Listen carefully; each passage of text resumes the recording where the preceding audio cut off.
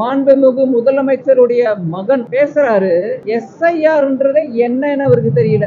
Special intensive restriction அப்படிங்கிறார். எஸ்ஐஆருக்கு விளக்கம் சொல்றது இருக்கட்டும், அவங்க ஒரு தமிழில் ஒரு வரி சொல்லியிருக்கிறாங்க, அது எனக்கு கரெக்டாக தெரியல, தெரிஞ்ச சொல்லுங்கள். கொளத்தூர் தொகுதியில் நடந்திருக்கிற தவறு இருக்கு இல்லையா, அது மொத்தமாக ஒரு கணக்கு சொல்லியிருக்கிறாங்க. 9133 ஓட்டர்ஸ் வந்து ஃபேக் அட்ரஸ். அதை எப்படி எழுதுவீங்க நீங்கள்? ஒரு ரஃப் எஸ்டிமேட் குத்து மதிப்பாக சொல்றது 9133 ஓட்டர் ஃபேக் அட்ரஸ்ல இருக்காங்க கொளத்தூர்ல. 9133 இறந்தவங்க லிஸ்ட்ல ஒண்ணு வைங்கிறாங்களா, இல்ல ஊரை விட்டு வெளியில போனவங்க பேர் இருக்கட்டும் அதுல நாங்க போய் குத்திக்கிறோங்கிறாங்களா? செத்தவங்க எல்லாம் சேர்க்கணுங்கிறீங்களா? தொகுதியை விட்டு போனவங்க எல்லாம் இங்க கொண்டாந்து சேர்த்து குத்தணும்னு பாக்குறீங்களா? இப்படி ரொம்ப சீப்பா இந்த மாதிரி பேசுறாங்க அப்படின்னு சொன்னாக்கா இதுல வந்து ஒரு ஜாதி திமிர். ஒரு தேர்தலில் நின்று ஜெயிக்க துப்பு இல்லாத இந்த பெண்ணு எவ்வளவு திமிர் இருந்தாக்கா. இல்ல எங்களுக்கு எஸ்ஐஆர் வேணாம்னா இந்த ஃபேக் ஓட்டு 3 எபிக் நம்பர் ஒரே ஆளுகிட்ட இதெல்லாம் வச்சுக்கிட்டு நீங்க ஜெயிச்சிங்களா? நீங்க ஓட் சோரி பண்ணி தான் ஜெயிச்சிங்களா? இப்போ சோசியல் மீடியா முன்னால வீடியோ ஒன்று சுத்திட்டு இருந்துச்சு. ஜனநாயகன் பாட்டு ஒன்று வந்திருக்குதாமே, அது தியேட்டர்ல ஏதோ அதை போட்டுக்கிறாங்க போல இருக்கு. அதை இன்னொரு வாட்டி போடு அப்படின்னு நம்ம ஆவைக்கா தொண்டர்களும் கேட்டிருக்கிறாங்க. தேட்டருக்காரன் போடலை. இது ஸ்டாலின் ஆட்சியின் சதின்ட்டான். அவனை வந்து நம்ம தற்கொலை அப்படின்னு நம்ம சொல்றோம். மாண்புமிகு நிதியமைச்சர் நம்ம தற்கொலைன்னு சொல்ல முடியாது. இயர் 2000 முன்னாடி 10 முறை நடந்தது. 2000லேருந்து ஆரம்பிச்சு 2004ல 3 முறை நடந்தது. அதெல்லாம் எஸ்ஐஆர் இல்லைங்களா? அப்போ இது எப்படி நடத்தப்பட்டது என்பதற்கான ஆவணங்களை கொடுங்க அப்படின்னு கேட்டா அந்த ரெக்கார்ட்லாம் இல்லைன்னா இப்படி ஒரு அரசாங்கத்தால சொல்ல முடியுமா? ஏன் அப்படி சொல்றாங்கன்னாக்கா அதை எடுத்தா இது அயோக்கியத்தனன்றது தெரிஞ்சு போயிடும். அதனால அந்த ஆவணமே இல்லைன்றாங்க. பக்கத்துல வானதி சீனிவாசன் உட்காந்துருக்காங்க. அவங்க வந்து ஓரளவு தெரியுது பிஎல்ஓவே வர்றதில்லை ஒருத்தனம் அப்படின்னு அவங்களே பேசியிருக்காங்க. நிறைய இடங்கள்ல என்ன நடக்குதுன்னா எஸ்ஐஆரிலே பூத் லெவல் ஆபீசர் பிஎல்ஓ அவர்களுக்கு சரியான பயிற்சி இல்லை. அவர்கள் வந்து வீடுகளுக்கு போறதில்லை, சரியான சோதனை செய்வதில்லை. இந்த அம்மா பேச பேச சிரிக்காம கொஞ்சம் சீரியஸா வச்சுக்கிட்டு அப்படி உட்காந்துருக்காங்க. அது ரொம்ப கஷ்டமான மேட்டர். ஒரு தேர்தலுக்கு முன்னால ரிவிஷன் நடத்தணும்னு சட்டத்தில் இருக்கு. இந்த அம்மா தானே சொல்றாங்க. இப்போ சட்டமன்ற தேர்தல் நாடாளுமன்ற தேர்தலுக்கு முன்னால் ரிவிஷன் நடந்திருக்குதா இல்லையா? அதை தாண்டி இந்த தப்பெல்லாம் நடந்திருக்குதுன்னா இதுக்கு யார் பதில் சொல்லணும்? Election commission. ஆமா, இவங்களுக்கு இந்த டேட்டா எப்படி கிடைச்சது? ட்ரைப்ஸ் நேயர்களுக்கு வணக்கம். இன்றைய நிகழ்ச்சியில் நம்மோடு பேச இடதுசாரி செயல்பாட்டாளர் தோழர் மருதையன் அவர்கள் இணைந்துள்ளார். வாருங்கள் அவரோட பேசுவோம். வணக்கம் தோழர். வணக்கம். முந்தா நேத்து ஒரு எலெக்ஷன் கமிஷனே கொடுக்க முடியாத விளக்கங்களை, பேச முடியாத விஷயங்களை, சிந்திக்க முடியாத விஷயங்கள்ல கோணங்கள்ல அவங்க சார்பா இல்லை, ஆனா ஒரு நடுநிலையா வந்து இதை ஆதரிக்கக்கூடிய எஸ்ஆர்ஐ ஆதரிக்கக்கூடிய அதோட தேவையை வந்து புரிஞ்சிக்கக்கூடிய ஃபினான்ஸ் மினிஸ்டர் நிர்மலா சீதாராமன் அவர்கள் வந்து வந்த நிகழ்ச்சி வேற. ஆனா இது ரொம்ப முக்கியத்துவம் வாய்ந்தது, யார் ஓட்டும் வந்து பிரச்சனையா இருக்கக்கூடாது, தேர்தல் ஜனநாயகமா நடக்கும்ன்றத அக்கறையில வந்து வேற விஷயமா இருந்தாலும் இந்த விஷயத்தை பத்தி பிரஸ் மீட்ல ஒரு அரை மணி நேரம் பேசியிருக்காங்க. அவங்க என்ன பேசியிருக்காங்க எஸ்ஆர் தொடர்பா அப்படின்றத போறதுக்கு முன்னாடி அந்த கூட்டம் எதுக்காகனா ஜிஎஸ்டி எதுக்கு வந்தாங்க கோயம்புத்தூர் ஜிஎஸ்டியோட அந்த 2 ஸ்லாபா மாத்தினாங்கல்ல, அதனால அடைந்த பலன் மக்கள் இப்போ வரைக்கும் பயன்பட்டு இருக்கிறாங்க. ஆனால் குறிப்பா வந்து வணிகர்கள் அடைந்த பலன், அதுக்காக ஒரு நன்றி தெரிவிக்கணும் அப்படின்றதுக்காக அவங்களுக்கு கட்டாயம் வரணும் அப்படின்னு சொல்லி வர வச்சிருக்கிறாங்க. அந்த கூட்டம் அப்படி ஒரு பாராட்டத்தையும் அவங்க தெரிவிச்சிருக்கிறாங்க. அப்படி ஒரு பாராட்ட நீங்க என்னவா பாக்குறீங்க? நான் நம்புறேன். ஒரு கதை சொல்றேன். கேரளாவில் வந்து கொச்சியிலிருந்து ஆலப்புழா போற வழியில் வேம்பநாடு காயல்னு இருக்குது, பேக் வாட்டர். அங்கே ஃபுல்லாக வந்து மீன் தான் இது பண்ணுவாங்க. அது ஓர கிராமம் இருக்குது. ஒரு பொண்ணை வந்து இந்த கொச்சியிலேருந்து அங்கே கட்டி கொடுத்துட்டாங்க. ஒரே மீன் கவிச்சு வாடை ஃபுல்லாக. என்னை இங்கே கட்டி கொடுத்துட்டீங்களே அப்படின்னு சொல்லி அந்த பொண்ணு அழுது இருக்குது. என்னால் இருக்கவே முடியலன்னு. இல்லைம்மா பார்த்து அனுசரித்து இருந்துக்க அப்படின்னு அவங்க அம்மா சொல்லிட்டு அப்புறம் ஒரு வருஷம் கழிச்சு வந்தாங்களாம். இப்போ எப்படிம்மா இருக்கு? இப்போ எவ்வளோ பரவாயில்ல, முன்ன ரொம்ப மோசமாக இருந்துச்சு. அம்மா மூக்க பிடிச்சிட்டு கேக்குறாங்க இப்போ எப்படி இருக்குதுன்னு. ஒண்ணு வந்து அப்படின்னு சொன்னச்சா. அந்த மாதிரி ஜிஎஸ்டியில வெளுத்துட்டு கொஞ்சம் எடுத்துட்டு சொன்ன உடனே அப்பா பரவாயில்ல அப்படின்னு வந்து ஏற்கனவே தான் அந்த கிரீம் பண்ண மேட்டர் தான் அனுபவிச்சிருக்காங்க. அதே கோயம்புத்தூர். ஆமா, அதே கோயம்புத்தூர். அதனால பாராட்டிடுவோம். ஆனா பாராட்ட வேண்டிய நபர் வந்து தப்பா கூப்பிட்டாங்க. அவங்க நியாயமா ட்ரம்ப்பை கூப்பிட்டு பாராட்டிருக்கணும். ஏன்னா ட்ரம்ப் வந்து போட்டு தீட்டினது இருக்கு இல்லையா இந்த டாரிஃப், ஆமா, போட்டதன் காரணமா எல்லா வந்து கம்ப்ளீட்டா எக்ஸ்போர்ட்டே முடியாது அப்படின்ற ரேஞ்சுக்கு வந்து மார்க்கெட்டு முடங்கி போனதுனால இதை வந்து இந்த ஜிஎஸ்டியை தளர்த்துவதை உடனே செய்ய வேண்டிய கட்டாயத்துக்கு, அதாவது உள்நாட்டில் வாங்கும் சக்தி அதிகரிக்கிறதுக்கு வேறு எந்த வழியும் கிடையாது அப்படின்றதுனால இதை ஆக்சுவலாக ட்ரம்ப்பை தான் கூப்பிட்டுருக்கணும். ட்ரம்ப்பை கூப்பிட்டுருக்கணும். தவறி போய் நிர்மலா சீதாராமனை கூப்பிட்டாங்க. அந்த அம்மா வந்து மோடியை வேற பாராட்ட விரும்புனாங்களாம். அவர் வர முடியல போல இருக்கு. இவங்க மட்டும் வந்திருக்கிறாங்க. இதான் கதை. ஆனால் அந்த காட்சிகள் ரொம்ப சுவாரஸ்யமாக இருந்துச்சு. ஒரு பழமுதிர் சோலைன்னு போர்டு இருக்கு. அங்கே நின்று ஒரு சேல்ஸ்மேன் மாதிரி கேட்குறாங்க, எந்த ப்ராடக்ட் ஃபாஸ்ட்டாக மூவ் ஆகுது? ஏதோ பயங்கரமாக சொல்ல போகிறோம்னா இந்த ஆளு பிஸ்கெட்ன்றான். என்ன ஓகே. அப்புறம் கடைக்குள்ளே போயிட்டு ஒரு அம்மா வந்து, உங்கள் வீட்டில் எவ்வளோ பேர் இருக்கீங்க? 4 பேர் இருக்கிறோம். விலைவாசியெல்லாம் குறைஞ்சிருக்கு, வீட்டில் என்ன நினைக்கிறாங்க? அவங்க என்ன சொல்லுவாங்க? சொல்ல முடியாது. ஆமாம், எனக்கு என்ன தோணுச்சுன்னா, இந்த ஹோட்டல் கடைக்காரங்க இவங்க தானே கூப்பிட்டுருக்குறாங்க. அதாவது வந்து இப்போ சப்பாத்திக்கு ஜிஎஸ்டி ஃபுல்லாக எடுத்துட்டாங்க. ஆனால் இட்லி தோசை இட்லி மாவுகள்லாம் ஜிஎஸ்டி வந்து இருக்குது. ஆனால் அதனால் ஒரே நாடு ஒரே சப்பாத்தி அப்படின்னு ஆயிடுச்சு.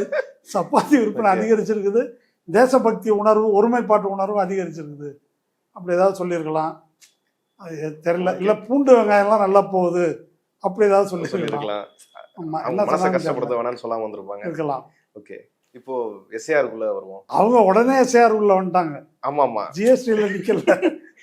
ஓகே, அதனால் நம்மளும் வந்துடும் உடனே. அவங்க என்ன சொல்கிறாங்கன்னா, திமுக வந்து கிட்டத்தட்ட 50-60 வருஷம் வந்து அரசியலில் இருக்குது. ஒன்றிய அரசில் அங்கம் வகிச்சிருக்கிறாங்க காங்கிரஸோட கூட்டணி இருந்துக்கிட்டு. இது வரைக்கும் 13 தடவை வந்து எஸ்ஏஆர் நடந்திருக்கு. 2000க்கு முன்னாடி வரைக்கும் 10 தடவை, 2000க்கு அப்புறம் வந்து 3 தடவை நடந்திருக்குது.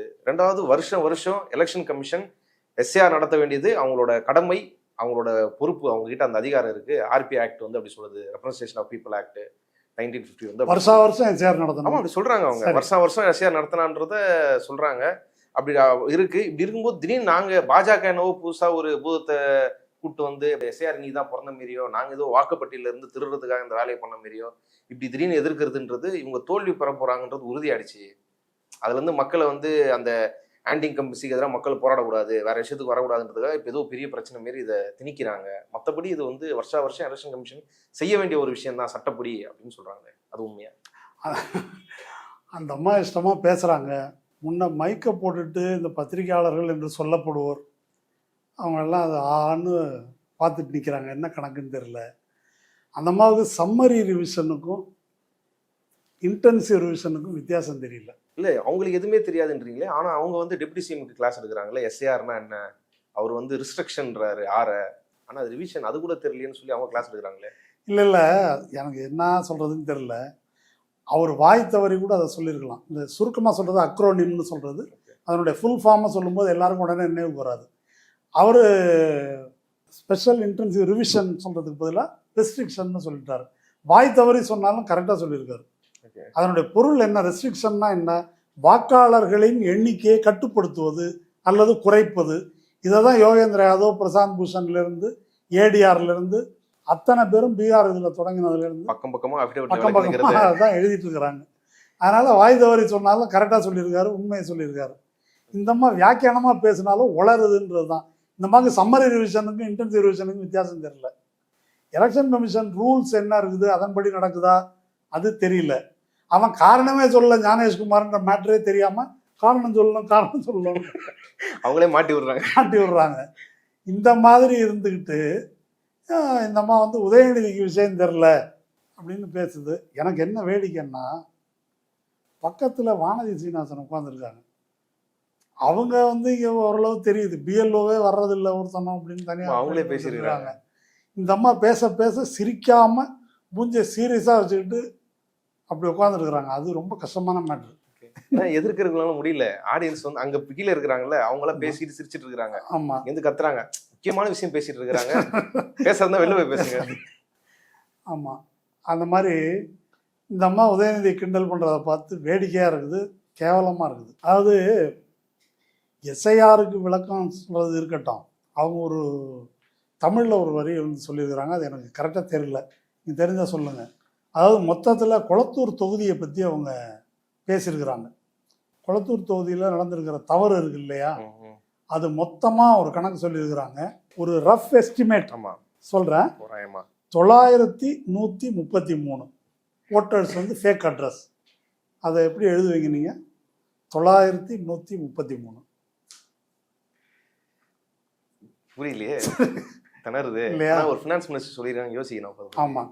அதனால் அந்த அம்மையாருடைய தகுதி என்ன, நிதியமைச்சருடைய தகுதி. சுப்பிரமணிய சாமி அடிக்கடி எழுதிட்டு இருக்காரு இவங்களை பற்றி. சுப்பிரமணிய சாமியை விட்டுருங்க, அவங்க ஆணவமாக பேசக்கூடியவங்க, அவங்க மொழி பேசுனதெல்லாம் இருக்குல்ல, செத்தவங்கள்லாம் சேர்க்கணுங்கிறீங்களா?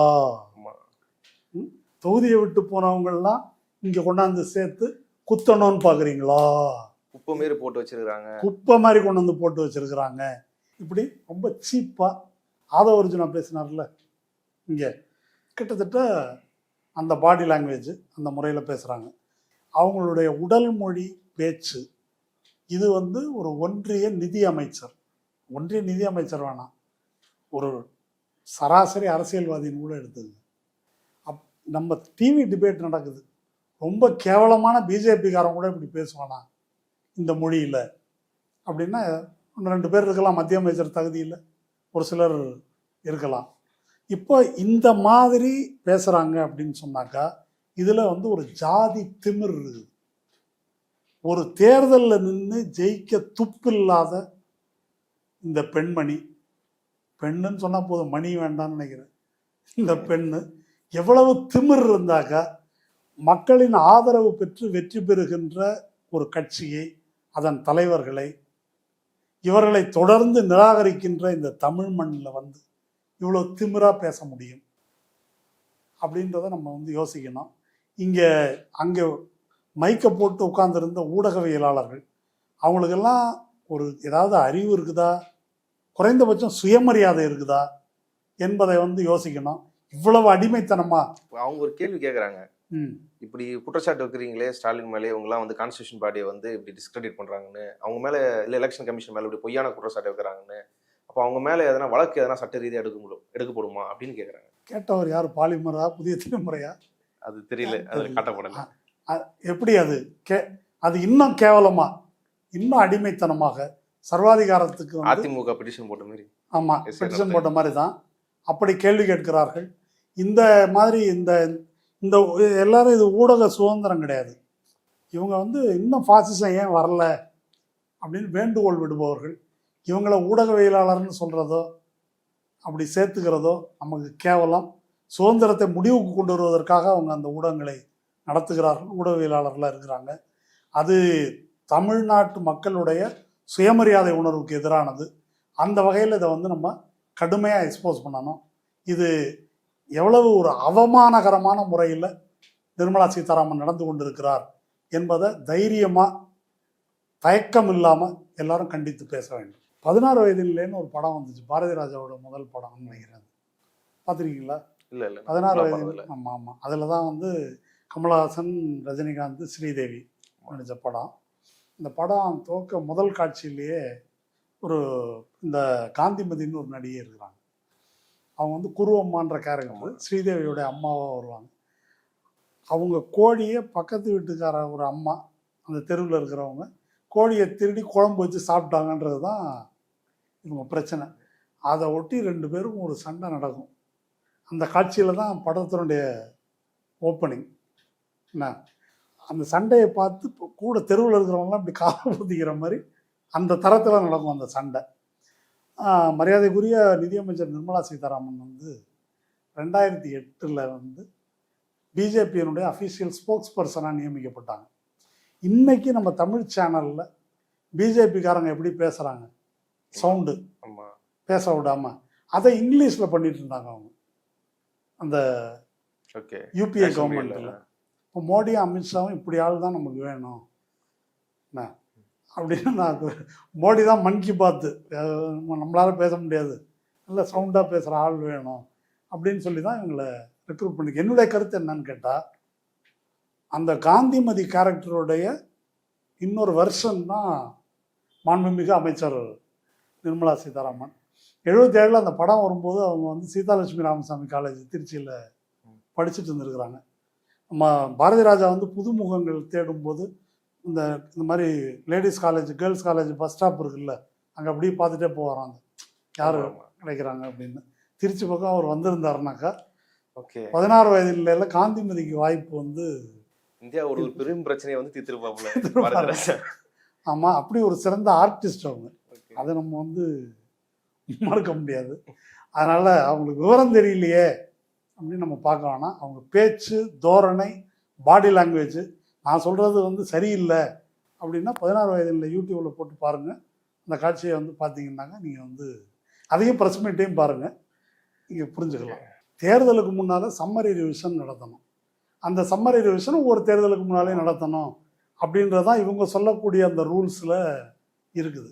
இன்டென்சிவ் ரிவிஷன் நடத்தணும் அப்படின்னு இல்லை. இன்டென்சிவ் ரிவிஷனை பற்றி அந்த ரோலில் என்ன இருக்குது அப்படின்னாக்கா, எனி டைம் எப்போ வேணால் நடத்தலாம், நாடு பூரா நடத்தலாம், மாநிலம் பூரா நடத்தலாம் அப்படின்னு அதில் கிடையவே கிடையாது. ஒரு குறிப்பிட்ட தொகுதியில் அப்படி இன்டென்சிவ் ரிவிஷன் நடத்துறதுன்னா அதற்கான காரணங்கள் தெளிவாக சொல்லப்பட வேண்டும். அதை நிர்மலா சீதாராமன் கரெக்டாக சொல்றாங்க. ஒரே ஒரு உண்மைதான். ஆமாம், அதை தெளிவாக சொல்கிறாங்க. ஆனால் அந்த காரணத்தை ஞானேஷ்குமார் சொல்லலைன்ற மேட்ரு உங்களுக்கு தெரியாது, அது தெரியல உங்களுக்கு. அதனால் எஸ்ஐஆர் இன்டென்சிவ் ரிவிஷனுக்கும், அதுவும் இன்டென்சிவ் ரிவிஷன் தான் ஏற்கனவே உண்டு. எஸ்ஐஆர்ன்றது சாதா ஸ்பெஷல் சாதா மாதிரி இது புதுசாக உருவாக்கியிருக்கிறாங்க எஸ்ஐஆர்னு. இப்போ இந்த எஸ்ஐஆர் அப்படின்றது முதல் முறையாக இப்போ தான் வருது இந்திய வரலாற்றிலேயே முதன் முறையாக. இந்த 2002, 2005, 2003 நடந்தா சொல்றதுலாம் அதெல்லாம் இன்டென்சிவ் ரிவிஷன். ஓகே.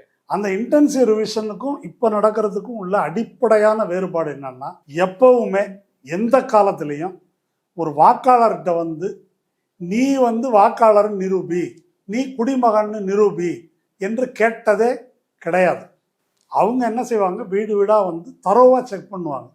இறந்துட்டாங்களா, ஊரில் இருக்காங்களா, போயிட்டாங்களா அப்படின்றத தரோவாக செக் பண்ணுவாங்க. இன்னும் சொல்லப்போனால் இதற்கு முன்னால் எலெக்ஷன் கமிஷன் வகுத்திருந்த நசீம் செய்தி போன்றவர்கள், ஈவன் 2016 மோடி வந்த பிறகு கூட இருந்தது என்னன்னா சோஷியல் ஆடிட். சோஷியல் ஆடிட்னா அந்த பாகம் இருக்குல்ல, பூத்து, அவங்களுக்கு ஒரு கால் வந்து கொடுத்து இன்னைக்கு வந்து கூட்டம் இருக்குது, ஒரு 1200 ஓட்டு இருக்குது அப்படின்னு சொன்னாக்க ஒரு 200-300 பேர் வராங்கன்னு கூட வச்சுருங்க. அந்த 300 பேர்கிட்ட என்ன ஏது, உங்கள் தெருவில் உங்கள் ஏரியாவில் யார் இறந்துட்டாங்க, யார் இருக்கிறாங்க, இவங்க சொல்கிற மாதிரி ஃபாரினர் இருந்தாக்க சொல்லிடுவாங்கல்ல, மக்கள் சொல்ல தானே போகிறாங்க. 1000 பேரும் ஒன்றா வந்து ஃபாரினரை காப்பாற்ற போகிறாங்களா, அதை வந்து சொல்ல தான் போகிறாங்க. யார் ஊரை விட்டு போயிட்டாங்க, அதை செக் பண்ணுறது தான் உத்தரவாதமான வழி. இறந்து போனவங்களை கண்டுபிடிக்கிறதுக்கு 1000 வழி இருக்குது. சுடுகாட்டுக்கோ இடுகாட்டுக்கோ போனாலே ரெக்கார்டு வந்து ரெடியாக இருக்குது, டெத் சர்டிஃபிகேட் வாங்கினது இருக்குது. இப்படி தான் அது வந்து நடந்திருக்குது. ஆனால் முதல் முறையாக இந்த 4ஆம் தேதி அன்னைக்கு, 4ஆம் தேதியிலேருந்து இது வரைக்கும் உங்களுக்கு முன்னால் கொடுத்த ஓட்டர் ஐடி எல்லாம் செல்லாது. இப்போ யாருமே வாக்காளர் கிடையாது. ஆமாம், புதுசாக புரோட்டாலேருந்து ஆரம்பிக்கிறோம். இந்திய குடிமகன் அப்படின்னு இப்போ நிரூபி. அதுக்கு நான் வந்து 12-13 ஐட்டம் வந்து கொடுத்துருக்குறேன். இதில் ஏதாவது ஒன்றை காட்டணும், இல்லை அதை ஃபில்லப் பண்ணி 2002 அந்த ரோல் 2002, 2005 இன்டென்சிவ் ரிவிஷன் இருக்குல்ல, அதில் உன் பேரோ உங்கள் அப்பா பெற்றோர் பேரோ இருந்தது என்பதை நிரூபிக்க வேண்டும் அப்படின்னு கேட்பது இப்போ தான் முதல் முறையாக நடக்கிறது என்பதனால்தான் எல்லாரும் பேசுகிறாங்க. அதனால் எப்போவுமே நடந்துகிட்டு இருக்குது, இப்போ தான் திமுக அப்படின்னு ரொம்ப அறிவாளி மாதிரி அந்த அம்மா பேசுகிறாங்க. அவங்கள அதாவது நம்ம கொஞ்ச நாள் முன்னால் இப்போ சோஷியல் மீடியாவில் 2-3 நாள் முன்னால் ஒரு வீடியோ ஒன்று சுற்றிட்டு இருந்துச்சு. ஜனநாயகன் பாட்டு ஒன்று வந்திருக்குதாமே. ஆமாம், அது தியேட்டரில் ஏதோ தளபதி கச்சேரி. சரி, அதை போட்டுக்கிறாங்க போல இருக்கு. அதை இன்னொரு வாட்டி போடு அப்படின்னு நம்ம தாவைக்கா தொண்டர்களோ விஜய் ரசிகர்களோ கேட்டிருக்கிறாங்க. தியேட்டருக்காரன் போடலை. இது ஸ்டாலின் ஆட்சியின் சதின்ட்டான். ஆமாம், அவ்வளோ அரசியல் வார்ப்பு எடுத்திருக்கிறாங்க, அப்படி சொல்லி எடுத்திருக்காங்க. அவனை வந்து நம்ம தற்கொலை அப்படின்னு நம்ம சொல்கிறோம். மாண்புமிகு நிதியமைச்சரை நம்ம தற்கொலைன்னு சொல்ல முடியாது. ஆனால் அவங்க சொல்கிறதெல்லாம் பேசுகிறதெல்லாம் பார்த்தாக்க ஒத்து போகுதுன்றீங்க. ஒன்றும் பெரிய அளவுக்கு வேறுபாடு தெரியல என்ன. அதனால் ஒன்று சம்மரி ரிவிஷனுக்கும் இன்டென்சிவ் ரிவிஷனுக்கும் வித்தியாசம் தெரியல. இந்த இன்டென்சிவ் ரிவிஷன் அப்படின்றது ஒவ்வொரு தேர்தலுக்கு முன்னாலேயும் நடத்துறது இல்லை, ஒரு வாட்டி தான் நடத்த முடியுன்றது ஒன்று. அதுக்கான காரணத்தை சொல்லணுன்றது ஒன்று. அதில் முன்னாலே எல்லாமே கேன்சல் பண்ணிட்டோம், புதுசாக போராட்டம்லேருந்து ஆரம்பிக்கிறோம் அப்படின்னு இது வரைக்கும் நடத்தியதில்லை அப்படின்றது தெரியல. மிக முக்கியமாக இந்த இன்டென்சிவ் ரிவிஷன் என்பது தேர்தலுக்கு முன்னால் நடத்தக்கூடாது. தேர்தல் இல்லாத காலங்களில் நிதானமாக நடத்தப்படணும். இதற்கு முன்னால் 2 வருஷம் நடந்திருக்குது. அது பொறுமையாக வந்து விசாரிக்கணும். ஏன்னா இப்போ அரசு ஊழியர்களை பார்ட் டைமாக தான் என்கேஜ் பண்ணுறாங்க இதுக்கு. அப்போ நிதானமாக செய்யும்போது தான் இந்த விஷயத்தை தீர ஆராய முடியும் அப்படின்றது தான் இது வரைக்கும் நடத்தினது.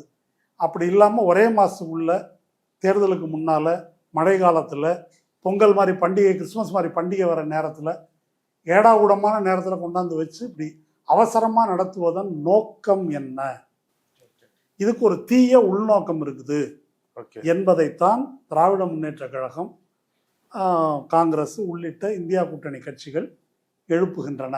இந்த முதல்ல இருந்து இந்த கோட்டை லிஸ்ட் முதல்ல இருந்து போடுற உரிமையும் எனுமரேஷன் ஃபார்ம் கொடுத்து, அதாவது அவங்க சொல்ற மெத்தட் வேற, நீங்க ஆக்சுவலா நடக்கிற மெத்தட் வேறன்னு சொல்றீங்க. ஆனா இந்த மெத்தடை செய்யறதுக்கான பவர் வந்து எலெக்ஷன் கமிஷன் கிடையாது. தேர்தல் ஆணையத்துக்கு அப்படி ஒரு அதிகாரம் கிடையாது. அப்போ கான்ஸ்டியூஷன் அப்படின்னு ஒன்று இருக்குது. அந்த கான்ஸ்டியூஷன் தேர்தல் ஆணையத்துக்கு அதிகாரம் கொடுத்துருக்கு. பார்லிமெண்ட் வந்து இதற்கான இந்த ரெப்ரசன்டேஷன் ஆஃப் பீப்புள்ஸ் ஆக்ட், அதன் கீழே உள்ள ரூல்ஸ் இதை வந்து வகுத்திருக்குது. இந்த ஆக்டையோ ரூலையோ தேர்தல் ஆணையம் உருவாக்க முடியாது. தேர்தல் ஆணையம் அதை கடைப்பிடிக்கணும். அப்போ அதன்படி இதை வந்து செய்யணும். இப்போ ஒரு என்யூமரேஷன் ஃபார்ம் அப்படின்னு ஒன்று கொடுத்துருக்குறாங்க. அந்த ஃபார்மை ஃபில்அப் பண்ணி கொடுக்கணும். அதில் அவங்க சொல்லியிருக்கிற நிபந்தனைகள்லாம் இருக்கு இல்லையா, 2002 அதுக்கு முன்னாடி எப்போ பிறந்தவன் இதெல்லாம் பண்ணுறாங்க இல்லையா. இதற்கான அதிகாரம் எதுவும் தேர்தல் ஆணையத்துக்கு கிடையாது. இந்த ஃபார்ம் இப்படி ஒன்று கொடுக்கணும், இதை இப்படி வாங்கணும் அப்படின்னு எந்த ஆக்ட்லேயோ எந்த ரூல்லையோ கிடையாது. ரூல் மேக்கிங் பவரும் இவங்களுக்கு கிடையாது. அதனால் இந்த ஃபார்மே சட்ட விரோதமானது. இதை கேட்பதற்கான அதிகாரம் இவங்களுக்கு கிடையாது. இவர்களுடைய கூற்றுப்படியே இவங்க சொல்கிறதில்ல இல்லீகல் இமிக்ரெண்ட்டை கண்டுபிடிக்கிறது அப்படின்னு சொல்கிறாங்க. இல்லீகல் இமிக்ரெண்ட்டை கண்டுபிடிப்பது என்றால் என்ன? சிட்டிசனுக்கு மட்டும்தான் ஓட்டுரிமை உண்டு, சிட்டிசன் அல்லாதவர்களை கண்டுபிடிக்கிறது அந்த வேலை தேர்தல் ஆணையத்தினுடைய வேலை அல்ல. சிட்டிசனுக்கு மட்டும்தான் ஓட்டுரிமை உண்டு என்று சட்டம் சொல்லுகிறது, கான்ஸ்டியூஷன் சொல்லுது. ஆனால் யார் சிட்டிசன் இல்லை என்று தீர்மானிக்கின்ற அதிகாரம் உள்துறை அமைச்சகத்துக்கு தான் இருக்குது. அப்போ யார் சிட்டிசன் இல்லை என்று தீர்மானிக்கும் அதிகாரம் உள்துறை அமைச்சகத்துக்கு இருக்குது என்று சொல்லுகின்ற அதே நேரத்தில் ரொம்ப முக்கியமான விஷயம், இதில் வந்து உச்சநீதிமன்ற தீர்ப்பு ஒன்று 1995 லால்பாபு ஹுசைன் நினைக்கிறேன் தீர்ப்பு இருக்குது. அது என்னன்னு கேட்டால், இப்போ ஏற்கனவே எனக்கு ஒரு எபிக் கார்டு கொடுத்துட்டீங்க, இந்த கார்டு ஒருத்தர் கையில் இருக்குது அப்படின்னு சொன்னாக்கா அவர் ஒரு சிட்டிசன் என்ற அடிப்படையில் அதை அங்கீகரித்து தான் இந்த கார்டை கொடுத்திருக்கிறீர்கள் என்று பொருள். இப்போ நீங்க சிட்டிசன் இல்லை அப்படின்னு சொன்னா இல்லைன்னு நிரூபிக்க வேண்டியது யாருடைய பொறுப்பு? ஹோம் மினிஸ்ட்ரியினுடைய பொறுப்பு. ஆனா இப்போ தேர்தல் ஆணையம் என்ன செஞ்சிருக்குதுன்னா, பழைய கோடெல்லாம் அழிச்சிரு, அந்த கார்டெல்லாம் செல்லாது, புதுசா ஒன்னுலேருந்து டி நோவோன்னு ஆங்கிலத்தில் சொல்றோம், புதுசா ஆரம்பிக்கிறோம் என்று சொல்வது அப்பட்டமான சட்ட விரோதம், அந்த விதிகளுக்கு விரோதமானது, அரசமைப்பு சட்டத்துக்கு எதிரானது, இதற்கு முந்தைய உச்சநீதிமன்ற தீர்ப்புகளுக்கு எதிரானது. இதுக்கு தான் வந்து கேஸ் போட்டிருக்கிறாங்க. உச்சநீதிமன்றம் வழக்கம் போல அதை ஊர்காய் பானையில் தூக்கி. நீங்க 2 நிமிஷத்துல சொல்லிட்டீங்க தப்புன்னு. 2 மாசம் ஆச்சு இன்னும் ஓடிட்டு இருக்காங்களே, தப்புன்னு சொல்ல முடியல நீதிபதிகளால. ஆமா, நீதிபதிகள் அதை வச்சிருக்கிறாங்க, அதை அப்புறம் பார்ப்போம், நடக்கட்டும், இதுல என்ன வேணும் உங்களுக்கு சொல்லுங்க அப்படின்ற முறையில் மிக உயர்ந்த முறையில் நீதி வழங்கிட்டு இருக்கிறாங்க. நீதிமன்றத்தை பற்றி தனியாக ஒரு கச்சேரி வைக்கணும், அது நிர்மலா சீதாராமன் கச்சேரிக்குள்ள கொண்டு வர முடியாது. அதை இல்லை, அவங்க வந்து ஒரு வருஷமா 1956, 89 இப்படின்னு எல்லா வருஷத்தையும் கோட் பண்றாங்க. ஆர்டிகல் 324 29 வரைக்கும் எலெக்ஷன் கமிஷன் இவ்வளோ டேட்டா சொல்றாங்க. நீங்க சிம்பிளா அப்படி ஒன்று நடக்கவே இல்லைன்னு சொல்லி சிம்பிளா சொல்றீங்க. இல்லைங்க, 8 வாட்டி நடந்திருக்கு, 10 வாட்டி நடந்திருக்குது. எப்படி நடத்தினாங்க, அப்போ இது எப்படி நடத்தப்பட்டது என்பதற்கான ஆவணங்களை கொடுங்க. இப்போ கடைசியாக 2002, 2005 நடத்திருக்காங்க இல்லையா, அப்போ நீங்கள் கேட்டிருக்கீங்களா இந்த மாதிரி என்யூமரேஷன் ஃபார்ம் கொடுத்தாங்களா? நீங்கள் சொல்லக்கூடிய இந்த 13 ஆவணம் 12 ஆவணம் அந்த ஆவணங்கள் வேணும்னு கேட்டாங்களா? அப்போ என்ன கொடுத்தாங்க, அந்த அடிப்படையில் இப்போ இருக்குதா, அதை சொல்லுங்க. நிர்மலா சீதாராமன் சொல்கிறபடி ஏற்கனவே நடந்திருக்குன்னா அது கொடுங்க அப்படின்னு கேட்டால் அந்த ரெக்கார்ட்லாம் இல்லைன்றாங்க. இப்படி ஒரு அரசாங்கத்தால் சொல்ல முடியுமா? இப்படி ஒரு அரசாங்கத்தால் பேச முடியுமா? ஏன் அப்படி சொல்கிறாங்கன்னாக்கா, அதை எடுத்தா இது அயோக்கியத்தனன்றது தெரிஞ்சு போயிடும். அதனால அந்த ஆவணமே இல்லைன்ட்டாங்க, முடிஞ்சு போச்சு, கேஸ் ஓவர். எலெக்ஷன் கமிஷன் கிட்டே இல்ல, இப்போ எலெக்ஷன் கமிஷனோட வேலையா தானே. ஆமா, ஆனா அதை நடத்தினவங்க பழைய அதிகாரிகள் இவங்கெல்லாம் வச்சு மீடியாவில் எடுத்து வெளியிட்டு இருக்கிறாங்க ஏற்கனவே எப்படி நடத்தினதுன்னு. அதை மறுப்பதற்கான துணிவு இவங்களுக்கு இல்லை. இல்லை இல்லை இப்படி கிடையாது, இப்படி தான் நடந்திருக்குது. இவங்களுடைய நிர்மலா சீதாராமன், ஞானேஷ்குமார் உள்ளிட்ட எல்லோருடைய சிறப்பு என்னன்னா பொய்யை தைரியமாக பேசுறது, திருப்பி திருப்பி பேசுறது. நீங்கள் தான் டயர்ட் ஆகணும். ஓகே இல்லையா, என்ன கையை பிடிச்சி எழுத்தியான்ற மாதிரி தான் இது. அப்படிதான், அதுதான் வந்து மெத்தட். FATFன்ற ஆர்கனைசேஷன் வந்து இந்தியாவில் இந்த மாரி வந்து வங்கிகள்கிட்ட கடன் வாங்கிட்டு ஏமாத்துறவங்களோட பணத்தை பறிமுதல் பண்ணி அதை திருப்பி அந்த வங்கிகளுக்கே கொடுத்துருக்குறாங்க. இது ரொம்ப பாராட்டத்தக்க விஷயம்னு சொல்லி அதை சொல்லியிருக்கிறாங்க. அப்படி உண்மை அப்படி இருக்கும்போது, ஆனால் இடி வந்து எதிர்கட்சிகளை வந்து முடக்கிறதுக்காக பாஜக யூஸ் பண்ணுதுன்னு சொல்றதோ, இல்லை இப்போ SIR பற்றி சொல்றதோ, CBI பற்றி சொல்றதோ, இது எல்லாமே வந்து இங்க இருக்கிற கான்ஸ்டியூஷன் பாடியை வந்து டிஸ்கிரெடிட் பண்றது, அவங்க மக்கள் மத்தியில் அவங்க மீது இருக்க நம்பிக்கையை வந்து குலைக்கிறது, இது ரொம்ப அபாயகரமாகுதுன்னு சொல்றாங்க. இப்போ முதல்ல இவங்க நிதியமைச்சருக்கு FATFனா என்ன அப்படின்னு தெரிஞ்சிருக்கணும். ஓகே, என்ன அவங்க வந்து FATFனாக்கா என்ன, அதுக்கு விளக்கம் சொல்றாங்க அப்படின்னு சொன்னா financial action against terror fund அப்படின்னு சொல்றாங்க. மாண்புமிகு நிதியமைச்சர் உங்களோட சம்மந்தப்பட்டதுனால சொல்றேன், ஃபினான்சியல் ஆக்ஷன் டாஸ்க் ஃபோர்ஸ். உங்கள் லட்சணம் இப்படி இருக்கும்போது நீங்க உதயநிதியை பத்தி பேசுறீங்க, அந்த பிரச்சனை அப்புறம் வரும். அதனால அதுக்கு பேர் வந்து ஃபினான்சியல் ஆக்ஷன் டாஸ்க் ஃபோர்ஸ். அது வந்து என்ன சொல்லியிருக்கு அப்படின்னாக்கா, ஆயுத கடத்தல், போதை மருந்து கடத்தல், இதில் ஈடுபடுபவர்கள், இதன் வழியாக உருவாகின்ற கருப்பு பணம், அதை வெள்ளையாக்குகின்ற மணி லாண்டரிங், இந்த நடவடிக்கையை தடுப்பதற்காக சர்வதேச அளவில் உருவாக்கப்பட்டிருக்கக்கூடிய ஒரு அமைப்பு. அப்போ இடி என்பது அதற்கு தான் பயன்படுத்தப்படணும். அப்படி பயன்படுத்தப்பட வேண்டிய இடியை யாருக்கு எதிராக பயன்படுத்துகிறாங்கன்னா அரசியல்வாதிகளுக்கு எதிராக பயன்படுத்துகிறாங்க. சரி, அரசியல்வாதிகளுக்கு எதிராக பயன்படுத்தும் போது அமைச்சர் நிர்மலா சீதாராமன் சொன்ன மாதிரி FATF எங்களை பாராட்டி இருக்குதுன்னு சொல்கிறாங்களே, அது உண்மையா பொய்யா? அது என்ன பாராட்டி இருக்குது நான் தேடி எடுத்து பார்த்தேன். FATF வந்து ஒரு 2-3 விஷயத்த சொல்லியிருக்கிறாங்க. பிட்காயின் மோசடி, ரியல் எஸ்டேட் மோசடி, கஞ்சா கடத்தல், இந்த மாதிரி காரியத்தில் பணம் சில 100 கோடி ரூபாய் அதை வந்து கேஸ் போட்டு பிடிச்சிருக்கிறாங்க. ஓகே, பிடிச்சி அந்த பணத்தை மீட்டிருக்கிறாங்க. அதை வந்து சொல்கிறாங்க அப்படி மீட்டு வங்கியில் வந்து அந்த பணத்தை கொண்டு வந்து சேர்த்துருக்குறாங்க. சேர்த்ததுக்கு வந்து இங்கிலீஷில் சொல்கிறாங்க ரெஸ்டிடியூஷன் அப்படின்றாங்க. பணத்தை திரும்ப கொண்டாந்து சேர்த்துட்டாங்களாம். இதை தான் வந்து FATF வந்து சொல்லியிருக்கிறது.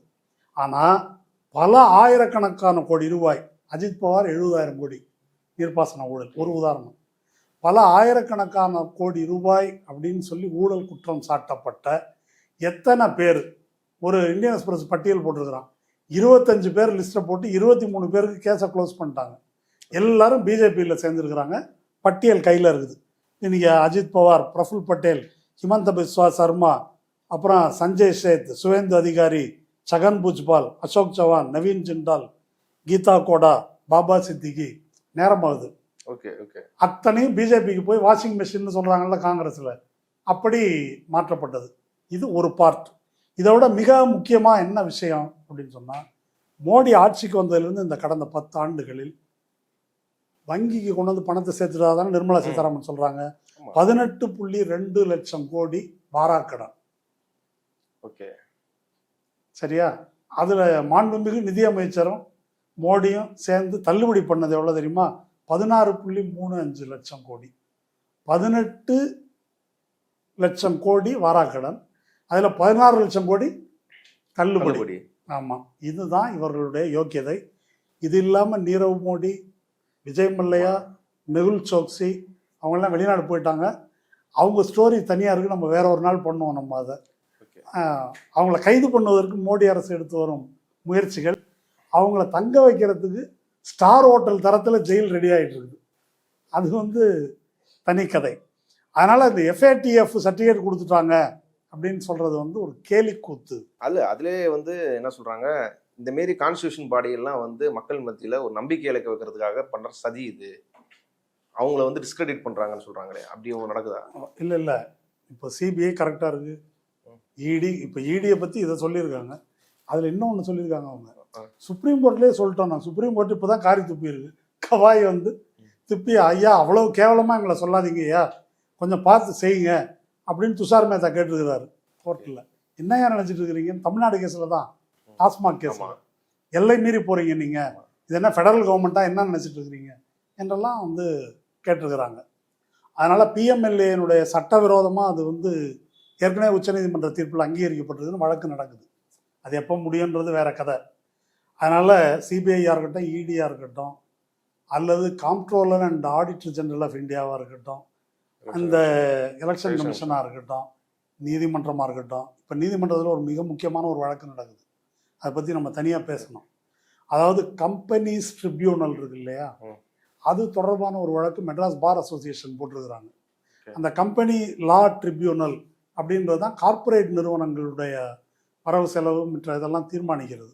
அதுக்கு ஓய்வு பெற்ற நீதிபதிகள், மூத்த வழக்கறிஞர்களை நியமிக்கிறதுன்னு இருந்ததை மாற்றி இவங்க மோடி அரசு விரும்புகிற ஆட்களை நியமிக்கிறதுன்னு ஒரு மெத்தட் கொண்டு வந்திருக்காங்க. அது கூடாது, அது உச்சநீதிமன்ற தீர்ப்புக்கு எதிரானதுன்னு கவாய் சொல்லிட்டு இருக்காரு, கவாய் வினோத் சந்திரன் பெஞ்ச். அதுக்கு தான் நீங்கள் விசாரிக்கக்கூடாது, 5 ஜட்ஜு விசாரிக்கணும் அப்படின்னு சொல்லி என்னை அவமதிக்கிறீர்கள் நீதிமன்றத்தை. இப்போ ஒரு வாரம் முன்னால் அது எதுக்குன்றது தனி கதை. அதனால் இப்படி உச்சநீதிமன்றம் உள்ளிட்ட எல்லா நிறுவனங்களையும், கான்ஸ்டியூஷனல் பாடிஸை செயல் இழக்க, மதிப்பு இழக்க வைத்திருப்பது மோடி அரசு. இப்போ என்ன சொல்கிறாங்கன்னாக்கா, நீங்கள் எங்களை வந்து மதிப்பிழக்க வைக்கிறீங்க, இவங்க தங்களுடைய நடவடிக்கையின் மூலமாக எல்லாத்தையும் காலி பண்ணிட்டு நீங்கள் சொல்கிறதுனால தான் இது அப்படி இருக்குது. இல்லை, இவங்க சொல்றது மட்டும் கிடையாது. இந்த தமிழ்நாடு பெட்டிஷன், இந்த டிஎம்கே போட்ட உலகமே சொல்லுது. இல்ல, டிஎம்கே போட்ட பெட்டிஷன்ல, கோர்ட்ல எஸ்ஏஆர் குறித்து போட்ட பெட்டிஷன்ல நீதிபதிகள் சொல்றாங்கல்ல, நீங்க கான்ஸ்டியூஷன் பாடி மேல நம்பிக்கை வைக்கணும், இப்படி யோசிக்கிறது ஏன் அவசியம் இல்லை, ஏன் இவ்வளவு பதறீங்க? அது சுப்ரீம் கோர்ட்டோட தரத்தை காட்டுது. சுப்ரீம் கோர்ட் இப்போ நிர்மலா சீதாராமன் கரெக்டாக இருக்குன்றாங்க, அவமதிக்கிறீங்கன்றாங்க இல்லையா. இப்போ யாராவது, இப்போ நான் ஒரு பொறுப்பில் இருக்கேன் ஜட்ஜுன்னு வச்சுங்க, நான் திருட்டு போயேன்னு நானே சொல்லிக்குவேண்ணா, ஏங்க பக்காவாக இது அன்கான்ஸ்டியூஷனல் அப்படின்றதுக்கு திமுக பெட்டிஷனை பற்றி தனியாக பேசுவோம். நம்ம பட்டியல் போட்டு கொடுத்துருக்குறாங்க, அதை வாங்கி பார்த்துட்டு உடனே இதை ஸ்டே பண்ணணும். மாறாக இதுக்கு பீகார் பெட்டிஷன்லேயே அதை சொல்லியிருக்கிறாங்க, அதை கிடப்பில் போட்டாங்க. இப்போ வந்து 2 வாரம் நோட்டீஸ் போட்டிருக்கிறாங்க. நோட்டீஸ் போட்டு ஜட்ஜு சூரியகாந்த் என்ன தெரியுமா சொல்கிறாரு, அது என்ன நாட்டில் இப்போ தான் ரிவிஷனே நடக்கிற மாதிரி பேசுகிறீங்க. நிர்மலா சொன்னது தான். ஆமாம், எங்களுக்கு ஒன்றுமே தெரியாதா, கிரவுண்ட் ரியாலிட்டி எங்களுக்கு தெரியாதா, அதனால தப்பு நடக்கும், நடக்கதான் செய்யும், நீங்க சொல்லுங்க சரி பண்ணுவோம். யோ அடிப்படையே தப்பா இருக்கியா, அந்த அதிகாரமே கிடையாது அப்படின்னா அதை பத்தி அப்புறம் பேசுவோம், இப்போ இதை பேசுவோம் இல்லையா. இப்போ இது எப்படி இருக்குன்னாக்கா, ஒரு கட்டாயமா ஒரு பெண்ணை கையை பிடிச்சி எடுத்து இது பண்ணிட்டான் ஒருத்தன், கல்யாணம் பண்றேன் அப்படின்னு சொல்லிட்டு, அந்த பிரச்சனையை அந்த பெண் வந்து ரைஸ் பண்ணுது. ரைட்டுமா, இப்போ நீ வந்து ஒய்ஃப் ஆகிட்ட, மற்றபடி உன்னை அடிக்கிறானா, துன்புறுத்துறானா, நல்லா சோறு போடுறானா, அந்த பிரச்சனையை பேசுவான். கட்டாயப்படுத்தினா இல்லையன்றதை அப்புறம் பேசிப்போம். அது கட்டாய திருமணமா, நீ விரும்பி திருமணமா அப்படின்றத நம்ம பொறுமையாக, மெயின் கேஸ் அது, அதை கொஞ்சம் நிதானமாக தான் விசாரிக்க முடியும். இப்போ உனக்கு என்ன பிரச்சனை, மாமியார் கொடுமை எதுவும் இருக்குதா, சோறு போடுறது இல்லையா, துணி கொடுக்கறது இல்லையா, அதை பேசுவோம் என்ற முறையில் நீதிபதிகள் வந்து அதை விசாரிக்கிறாங்க. இப்போ அந்த எஸ்ஏஆர் நடத்தப்படணும் அப்படின்னு அவங்க கன்வின்ஸ் பண்றதுக்கு இன்னொரு காரணம் சொல்றாங்க. அதான் நீங்க சொன்னீங்களே, கொளத்தூர் தொகுதியில், அதாவது முதல்வரோட தொகுதியிலேயே வந்து பல முறைகேடுகள் இருக்குது. கிட்டத்தட்ட 5000 சில்லற, 5379 என்னவோ அவ்வளோ வந்து டூப்ளிகேட் ஓட்டர்ஸ் இருக்கிறாங்க. அதாவது பேரும் ஒன்று, அப்பா பேரும் ஒன்று, அட்ரஸும் ஒன்று, ஆனால் எபிக் நம்பர் மட்டும் 3 4 அந்த மாதிரி இருக்குது. அது உதாரணத்துக்கு கூட அவங்களுக்கு ஒரு இஸ்லாம் பேர் ரஃபிக் என்னவோ இஸ்லாமிய பேர் தான் இருக்கிறாங்க அவங்க. அது இல்லாமல் இன்னும் அட்ரஸ், அதாவது ஒரே வீட்டில் 80 பேர், 80 பேருக்கும் வேற வேற ரிலீஜன், வேற வேற கேஸ்ட் இருக்குது, ஆனால் ஒரே வீட்டில் இருக்கிறாங்க. இந்த சரி சொல்லுங்க. ஓகே, அதான் இப்படி வந்து குப்பை மாரி வந்து குட்டி இருக்குது, இது வேணுமா, இதை மாற்றக்கூடாதா, இது சரி செய்யக்கூடாதா, சீர்திருத்தக்கூடாதா, அதுக்காக தான் எஸ்ஏஆர். இது செஞ்சது யாருன்னு சொல்றாங்க, ஸ்டாலினா? அதை சொல்ல அவங்க. இப்போ நான் முதல்ல சொன்னேன் இல்லையா, அந்த பையன் வந்து பாட்டை இன்னொரு வாட்டி போடு, ஸ்டாலின் சதின்னா இல்லையா, இதை பண்ணது எலெக்ஷன் கமிஷன் தானே. ஒவ்வொரு தேர்தலுக்கும் முன்னால ரிவிஷன் நடத்தணும்னு சட்டத்தில் இருக்குன்னு இந்த அம்மா தானே சொல்றாங்க. அப்போ சட்டமன்ற தேர்தல், நாடாளுமன்ற தேர்தலுக்கு முன்னால் ரிவிஷன் நடந்திருக்குதா இல்லையா? அதை தாண்டி இந்த தப்பெல்லாம் நடந்திருக்குதுன்னா இதுக்கு யார் பதில் சொல்லணும்? Election commission. ஆமாம், அப்போது எலெக்ஷன் கமிஷன் என்ன செய்யணும்? இப்போ இதே காரியத்தை தான் இந்த மகாதேவபுரா தொகுதியில் 1 லட்சம் ஓட்டுக்கு மேலே இப்படி ஃப்ராடாக இருக்குது 5-6 கேட்டகரியில் அதை வந்து சொல்லி ஹரியானா இப்போ ஹரியானா சொன்னார். மகாதேவபுரா சொன்ன உடனே நம்ம ஞானேஷ்குமார் என்ன சொன்னார்? அஃபிடவிட் போடு சொன்னாரா இல்லையா? அப்போ ஞானேஷ்குமார் நிர்மலா சீதாராமன் என்ன சொல்லணும்? அஃபிடவிட் போடுன்னு சொல்லணும். இவங்களுக்கு இந்த டேட்டா எப்படி கிடைச்சது தெரியல.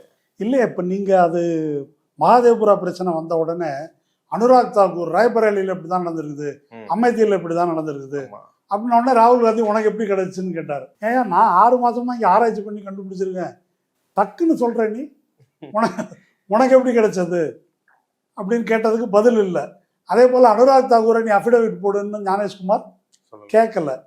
அது மாதிரி தான் இது. அனுராக் தாக்கூர் என்ன பேசினாரோ, நான் திரும்ப இன்னொரு ஒப்பீடு, அனுராக் தாக்கூர் யார்?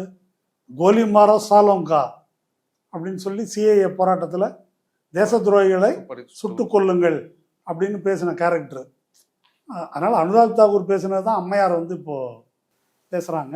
இதை வந்து அவங்க என்ன செய்யணும்னா ஞானேஷ்குமார்கிட்ட சொல்லணும்.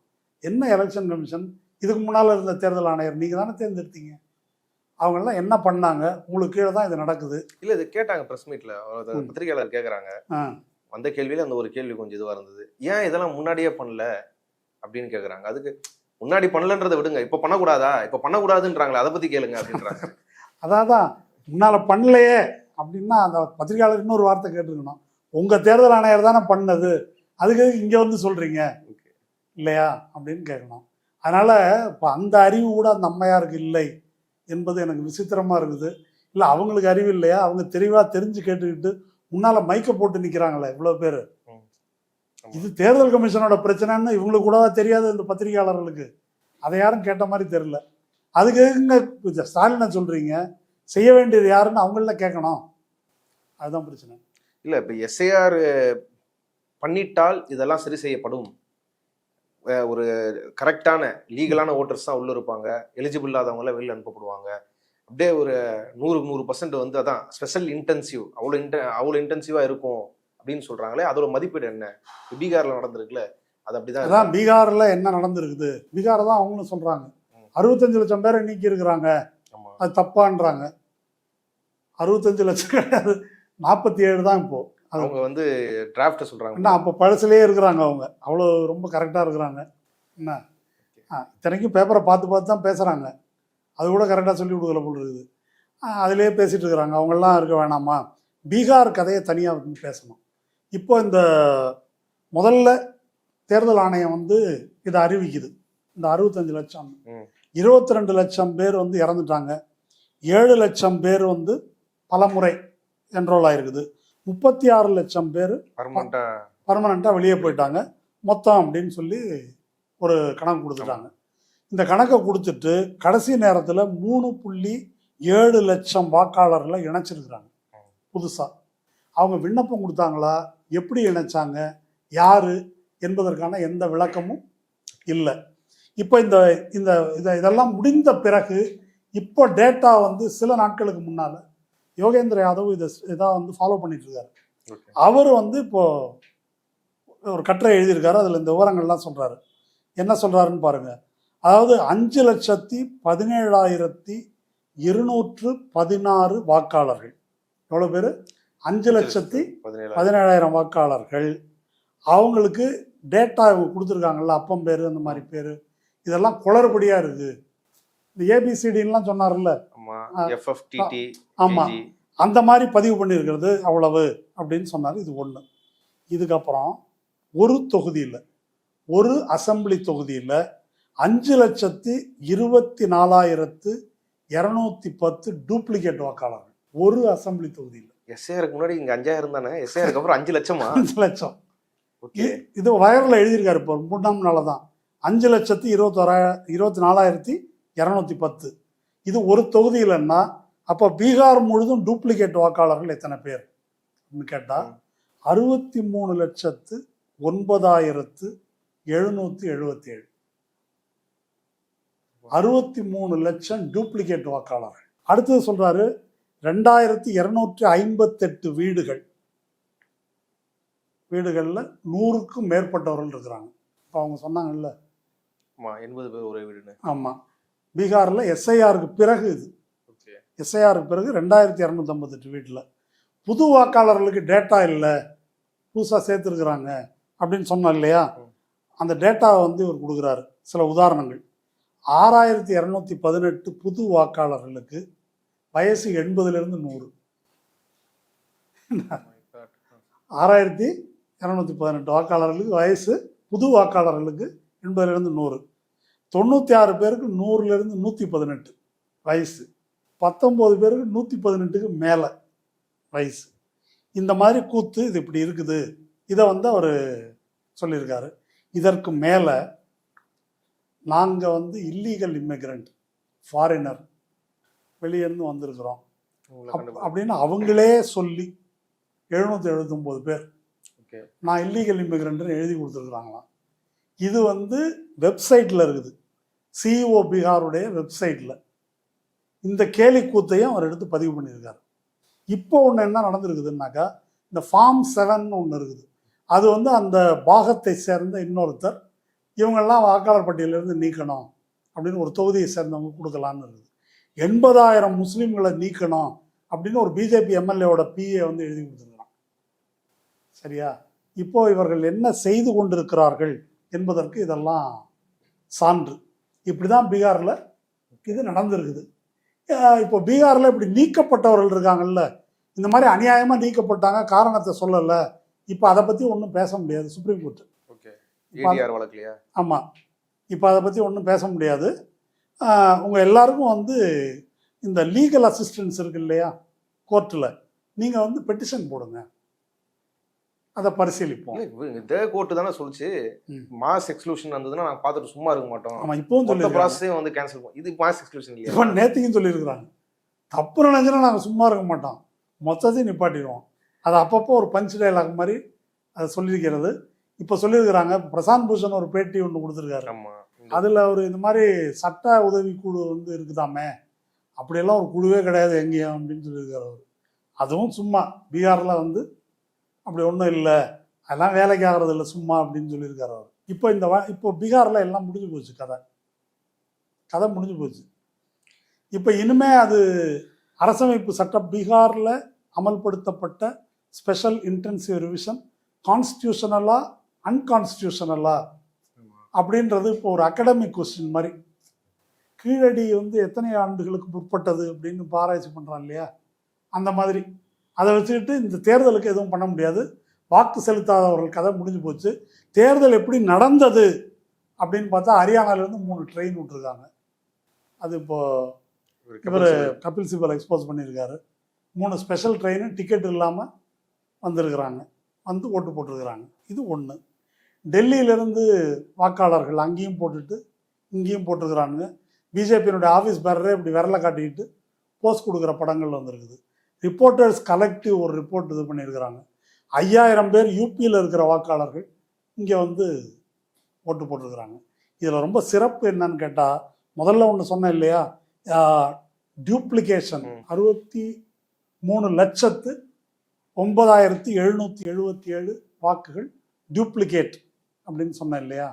இந்த டியூப்ளிகேட்டை கண்டுபிடிக்கிறதுக்கு 2016 நசீம் ஜெய்தி என்பவர் சீஃப் எலெக்ஷன் கமிஷனராக இருந்தபோது ஒரு சாஃப்ட்வேர் டெவலப் பண்ணுறாங்க. அந்த சாஃப்ட்வேர் ஒவ்வொரு மாநில தேர்தல் ஆணையரிடமும் ஒன்றியத்தில் இருக்கக்கூடிய தேர்தல் ஆணையர் இருக்கார் இல்லையா, அவங்க 2 பேர்ட்டையும் இருக்கும்.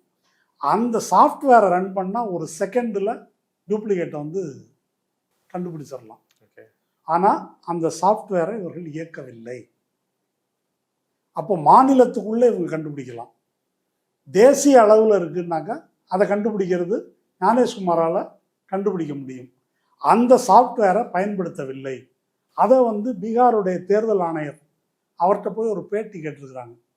இந்த டூப்ளிகேஷன் சாஃப்ட்வேரை நீங்கள் பயன்படுத்தினீங்களா அப்படின்னு கேட்டதுக்கு அது பதில் சொல்ல முடியாதுன்னு அவர் சொல்லியிருக்காரு. மிரட்டினதாகவும் சொல்லியிருக்கிறாங்க. ஆமாம், பதில் சொல்ல முடியாதுன்னு சொல்லிட்டு இதை நீங்கள் பிரசுரிக்க போகிறீங்களா அப்படின்னு அவர் கேட்டிருக்காரு. ஆமான்னு இருக்கிறாங்க. இப்போ வந்து கான்டக்ட் ரூல்ஸ் நடைமுறைக்கு வந்துருச்சு, அதை ஞாபகம் வச்சுக்கிட்டு முடிவு பண்ணுங்க அப்படின்னு மிரட்டியிருக்காரு. அதாவது எங்க கீழ தான் இப்போ நாங்க தான் அதிகாரத்துல இருக்கோம், அதை ஞாபகம் வச்சு என்ன வேணால் செய்வோம். அப்போ டீடூப்ளிகேஷன் சாஃப்ட்வேரை எதுக்கு பயன்படுத்தலை? இப்போ குளத்தூர் தொகுதியில் அப்படி இருக்குது இப்படி இருக்குன்னு இந்த அம்மா வியாக்கியானமாக பேசுகிறாங்களே, டீடூப்ளிகேஷன் சாஃப்ட்வேரை ஏன் பயன்படுத்தவில்லை? மெஷின் ரீடபிள் ஃபார்மேட்டில் ஏன் கொடுக்க மாட்டேன்றீங்க? இப்போ என்ன கேட்குறாங்க, ஹரியானா தேர்தல் இந்த ஹைட்ரஜன் பாம் இதை வந்து அவர் வெளியிட்டார் இல்லையா, சர்க்கார் சோரி 25 லட்சம் வெளியிட்ட உடனே ஏன் அப்போவே நீங்கள் கம்ப்ளைண்ட் பண்ணலை? அப்போவே எப்படி கம்ப்ளைண்ட் பண்ண முடியும்? நீ முதல் நாள் அன்னைக்கு தான் இந்த லிஸ்ட்டை வந்து ரிலீஸ் பண்ணுற. நாங்கள் வந்து மெஷின் ரீடபிள் ஃபார்மேட்டில் அது கிடையாது. அப்போ இதுக்கு 6 மாதம் 8 மாதம் 10 மாதம் ஆகுது. இதை வச்சு படத்தை வச்சு அதுக்கப்புறம் அதை ஸ்கேன் பண்ணி இப்போ இந்த 5000 பேர் யூபி டூப்ளிகேட் வாக்காளர்கள்ன்றத அதுக்கு அந்த பீகார் தேர்தல் ஆணையர் சொல்லியிருக்காரு, இவங்க கம்ப்யூட்டர் வச்சு பண்ணிட்டாங்கன்னு. ஆமாம், கம்ப்யூட்டர் வச்சு தான் பண்ணோம். இவங்க வந்து ஒரு இமேஜாக கொடுத்ததை ஸ்கேன் பண்ணி அதுக்கப்புறமா சிஸ்டம் மூலமாக வந்து கண்டுபிடிச்சிருக்கிறாங்க. அப்போ இந்த போலி வாக்காளர்களை கண்டுபிடிக்கக்கூடாது என்பதற்காகவே இந்த ஏற்பாடை அவர்கள் செய்திருக்கிறார்கள். பீகார் தேர்தலில் என்ன முடிவு வேணால் வரலாம், நாளைக்கு வரப்போகுது. என்டிஏ தான் ஜெயிக்குதுன்னு சொல்கிறாங்க. சில பேர் வந்து இந்த இந்தியா கூட்டணி ஜெயிக்கும்னு சொல்கிறாங்க. என்ன முடிவு வந்தாலும் சரி, ஒருவேளை ஆர்ஜேடி இந்தியா கூட்டணியே ஜெயித்தாலும் கூட இந்த ஃப்ராடு பூரா நடந்திருக்கு, இந்த ஃப்ராடெல்லாம் தாண்டி அவங்க ஜெயிச்சதா பொருள். வெற்றி பெறவில்லை என்றால் உறுதியாக 100க்கு 200% உண்மை, ஃப்ராடில் தான் வந்து அவர்கள் ஜெயித்திருக்கிறார்கள் என்பது உண்மை. இப்போ இதில் மிக முக்கியமாக ஒரு பிரச்சனை, நேற்றுக்கு ஒரு உத்தரவு திரிணாமுல் காங்கிரஸ்காரங்க அதை இது பண்ணியிருக்காங்க.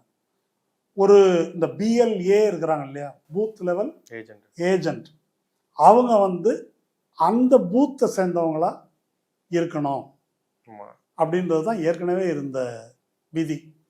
பயன்படுத்த முடியும் அவங்கள. ஆமாம், அந்த விதியை திருத்தி இருக்கிறாங்க நேத்தி. அந்த அசம்பிளி தொகுதி இருக்கு இல்லையா, சட்டமன்ற தொகுதி, அதில் எங்கேருந்து வேணால் அவங்க வரலாம் அப்படின்னு அதை வந்து மாற்றிருக்கிறாங்க. இதை எதற்காக மாற்றிருக்கிறாங்க? எதற்கு மாற்றிருக்கிறாங்கன்னா, இந்த ஃப்ராடு வேலையில் கைதேர்ந்த நபர்கள் அப்படின்னு ஒரு டீம் ரெடி பண்ணியிருப்பாங்க. அது பூத் லெவலில் அவங்களுக்கு ஆள் இருக்காது. அப்போ அவங்கள கொண்டாந்து இறக்குறதுக்கு என்பதற்காகத்தான் இந்த ஏற்பாடு செய்யப்பட்டிருக்கு. இப்போ தமிழ்நாட்டில் பிஜேபி இல்லை அப்படின்றது நமக்கு தெரியும். பூத் லெவலில் அவங்களுக்கு ஒன்றும் ஆள் கிடையாது அப்படின்னு, அதுக்கு திமுகவும் அதிமுகவும் தான் இருக்குது, வேறு யாருக்கும் இல்லைன்றது நமக்கு தெரியும். அப்போ இப்படி இறக்குவதற்கு ஒரு ஏற்பாடு, அதுதான் நேற்றுக்கு அந்த உத்தரவு வந்தது. அப்போது இங்கேயும் அப்படி ஒரு தேர்தல் மோசடியை அரங்கேற்றுவதற்கான ஏற்பாடு நடக்குது. ஆனால் நம்ம புத்திசாலி எடப்பாடி இருக்கார்ல, அவங்க சுப்ரீம் கோர்ட்டில் ஒரு பெட்டிஷன் போட்டிருக்கிறாங்க. ஆமாம், இதெல்லாம் போட முடியாது, இம்ப்ளீடிங் பெட்டிஷன்லாம் போட முடியாது, தனியாக ரிட்டு போடுறது. ஏங்க, கூட்டணியில் நிதிஷ்குமார் இருக்கிறார், நான் இது கூட்டணியில் இருக்கார், அவங்களே போடலை இதுக்கு பெட்டிஷன் ஆதரிச்சு. இவர் படுத்தா ஃபுல்லாக படுத்து இப்படி கும்பிட்றது இப்படி கும்பிட்றதெல்லாம் இல்லை, அவ்வளோதான். அது ரொம்ப ஓவராக இருக்கு, கேவலமாக இருக்குது, இம்ப்ளீடிங் எல்லாம் இதில் போட முடியாது அப்படின்னு விரட்டி விட்டுல. அவங்க கட்சியோட வாக்காளர்கள் அடி வாங்குவாங்களே, அதை பற்றி அவருக்கு என்ன? இல்லை இல்லை, இப்போ நான் குடியிருக்கிற பகுதியில் அந்த ஏரியாவில் இருக்கிற ஒரு அதிமுககாரர், அவர் தான் இதை வந்து கூட வர்றாரு. யார்? பிஎல்ஓவோட அது கூட வர்றாங்கன்னு இவங்க சொல்கிறாங்க. கூட வராமல் என்ன பண்ணுவாங்க? கூட வர்றாங்க. கூட வந்து அவர் வந்து ரத்த கண்ணீர் விடுறாரு. அதிமுககாரர் இப்படி என்னங்க இது அயோக்கியத்தனமாக இருக்குது, எனக்கு ஃபோனுக்கு பதில் சொல்லி மாற மாட்டேங்குதுங்க, ஒரே குளறுபடியாக இருக்குது. இப்போ எங்கள் வீட்டில் வந்து எனக்கு ஃபார்ம் வரலன்னு 3 நாளாக கத்திட்டு இருக்கிறேன், அவர்கிட்ட கேட்டுட்டு இருக்கிறேன். கெட்ட வார்த்தையிலே திட்டுறாரு. ஆனால் எடப்பாடி என்ன சொல்கிறாரு? இதை ஆதரிக்கிறோம், இதில் உங்களுக்கு என்ன பிரச்சனைன்றாரு. இப்போ அதிமுககாரர்கள் யோசிக்க வேண்டும். இப்போ இது மொத்தமாக உங்களை வந்து பிஜேபிக்கு அடமானம் வைக்கிறதுக்கு எடப்பாடி வேலை பார்த்துட்ருக்காரு. அவருக்கு என்ன காரியங்கள் நடக்கணுமோ அது நடக்கும். மற்றபடி இது மொத்தத்தையும் கீழ் லெவலில் இருக்கக்கூடிய அதிமுககாரர்கள் மக்களை எதிர்கொள்ள முடியாமல், இந்த பிரச்சனையை எதிர்கொள்ள முடியாமல் வந்து அவங்க புலம்புறாங்க, கெட்ட வார்த்தையிலே திட்டுறாங்க. அது திட்டுறது வந்து எடப்பாடியை திட்டணும் அவங்க நியாயமாக. அதையும் திட்டிருப்பாங்க, நமக்கு தெரியாது, நம்ம முன்னால் திட்ட மாட்டாங்க. அது மாதிரி அதே போல் தாவே கேட்குறாங்க எல்லாம், அவங்க தான் ஜென்சி தானே, அவங்க நேரடி பாதிப்பு வாக்காளர்கள். உங்களுக்கு தான் இருக்குது ஆப்பு 2002 2005 அதில் உங்கள் அப்பா ஆகி பேர் இருக்குதான்றதான் அவங்க கேட்டிருக்கிறாங்க. இப்போது பிரசாந்த் பூஷன் சொல்லியிருக்காரு 2002 2005 ஓம் பேர் இருக்குதான்னு கேட்குறாங்க. நம்மளை என்ன கேட்குறாங்க, அந்த வயசு இருக்காங்கல்ல ஜென்சி, உங்கள் அப்பா அம்மா பேர் இருந்தாக்க அதில் 2002 2005 இருக்குதா? 2002 2005 எலக்ட்ரல் ரோலு இன்டர்நெட்லேயே இல்லை. அதுலேயே இல்லாத போது நான் எங்கேருந்து காட்டுறதுன்னு அவர் கேட்குறாரு. 2002 2005 இருக்கான்னு கேட்குறேன். நான் தேடி காட்டணும்னா அது வேணும் இல்லை, அதுவே அங்கே இல்லையே. அது போகட்டும். ஹரியானாவில் இப்போ ராகுல் காந்தி இதை எக்ஸ்போஸ் பண்ணார். தேர்தல் கமிஷன் என்ன செஞ்சாங்க தெரியுமா? மொத்தத்தையும் எடுத்துட்டாங்க. அந்த டேட்டாவும் இப்போ இல்லை, அதுவும் இல்லை. இப்போ முடிஞ்சு போச்சு. இருந்தால் தானே கேட்பீங்க. இதுதான் நடந்து கொண்டிருக்கிறது.